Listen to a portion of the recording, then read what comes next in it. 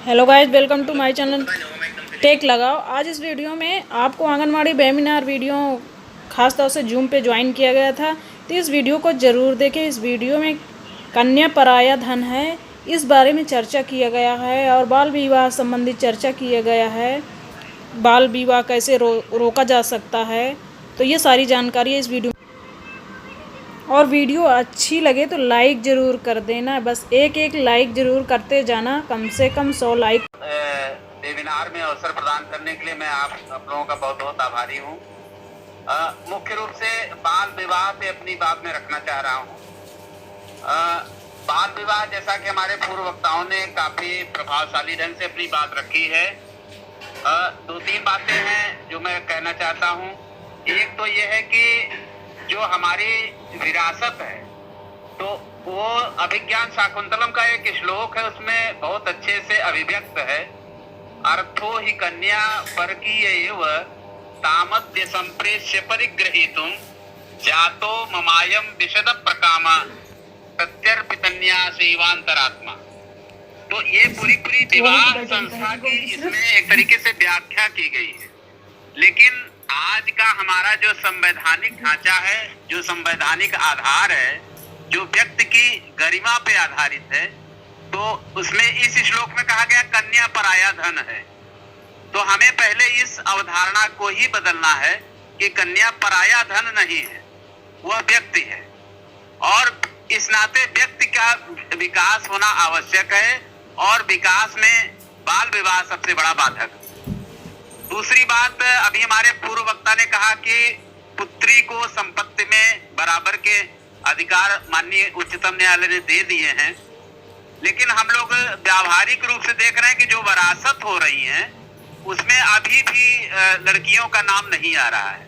मैंने स्वयं अपने जमीन की खतौनी जब निकलवाई तो मेरी बहन का उसमें नाम नहीं है, मेरे भाई लोगों का है, मेरी माता जी का है, बट मेरी बहन का उसमें नाम नहीं है। ये व्यावहारिक दिक्कतें हैं, इनको हमें प्रभावशाली ढंग से लागू करना है। कैसे होगा, इसके जो एक्सपर्ट्स होंगे वो अपनी बात रखेंगे। तीसरी बात यह है कि विवाह का पंजीकरण, हमारी सरकार इस बात पे बल दे रही है कि विवाह का पंजीकरण होना चाहिए।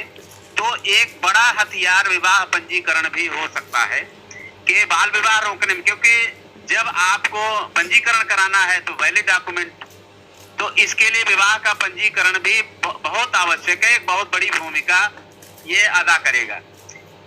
नेक्स्ट पॉइंट ये है कि जो हमारे देखिए स्थानीय स्वशासन के अधिकारी कर्मचारी लोग हैं, खासकर जनप्रतिनिधि, जो ग्राम प्रधान हैं, हर ग्राम प्रधान को बाल विवाह की पूरी जानकारी होती है और वह स्वयं प्रतिभाग भी करता है, मदद भी करता है। यदि वह चाह ले तो बाल विवाह रुक सकता है, बाल विवाह नहीं हो सकता है, तो उनको उत्तरदायी बनाया जाना चाहिए। तो ये मेरा सुझाव है कि क्योंकि आज के समय में हमारा जो स्थानीय स्वशासन है वो काफी इफेक्टिव है, उसकी पहुंच आम आदमी तक बहुत ज्यादा हो चुकी है, तो इस नाते उसे उत्तरदायी बनाया जाना बहुत आवश्यक है। एक और बिंदु की ओर मैं आपका ध्यान आकृष्ट करना चाहता हूं। हमारे विभाग का अधिनियम है वरिष्ठ नागरिक एवं माता पिता भरण पोषण कल्याण अधिनियम है। इस अधिनियम में यह प्रावधान किया गया है कि भरण पोषण के लिए केवल पुत्र ही उत्तरदायी नहीं होगा, उसकी पुत्री या पुत्री के पति वो भी उत्तरदायी होंगे। ये है हमारा जो कानून हमें एक जो बड़ी अवधारणा प्रदान कर रहा है कि कन्या पराया धन नहीं है और वो व्यक्ति है और उसकी जिम्मेदारियां भी हैं। तो ये एक्ट बहुत ही महत्वपूर्ण है, लेकिन अभी इसका समाज में लोगों को जानकारी नहीं आना है, तो निश्चित रूप से ये प्रभावशाली कदम होंगे। इसी के साथ मैं अपनी बात यहीं पे वाणी को विराम देता हूँ। धन्यवाद। आपने जो है बाल विवाह का जो हमारा विषय था उस पर अपनी बात रखी। यहाँ पे सभी जो हमारे वक्ता है उन्होंने अपनी बात रखी है। अब हम इसको कंक्लूड कर रहे हैं। तो जो एक बहुत अच्छा सुझाव हमें आया है, जो हम लोग चाइल्ड प्रोटेक्शन में इस बात को भी कहते हैं कि ग्राम पंचायत लेवल पे अगर हम जितने भी पॉलिसी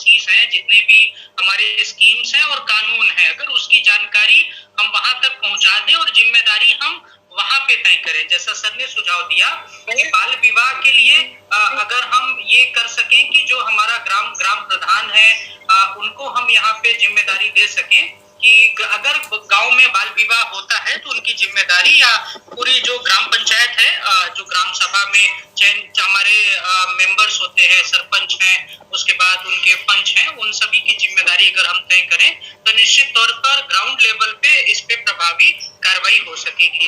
दूसरा, चूंकि हम ये कहते हैं कि जैसे आपने रजिस्ट्रेशन की बात कही, तो यहाँ से एक बहुत अच्छा सुझाव आया है कि रजिस्ट्रेशन तो एक पॉइंट हो गया, साथ ही साथ जब भी हम किसी विवाह में शरीक होने जाते हैं, क्योंकि विवाह बहुत कम ही कोने में होते हैं, जब शरीक होने जाते हैं तो क्या हम ये तय कर सकते हैं कि जब टेंट वाला बुकिंग करेगा तो वो उसका एक आयु प्रमाण पत्र ले ले। जब पंडित जी हमारे विवाह में अपना आना तय करेंगे तो क्या वो आयु प्रमाण पत्र देख सकते हैं। इसी तरीके से क्या जो हमारे हलवाई भाई लोग हैं वो किसी के यहाँ तभी जाएंगे जब आयु प्रमाण पत्र दोनों का देख लें।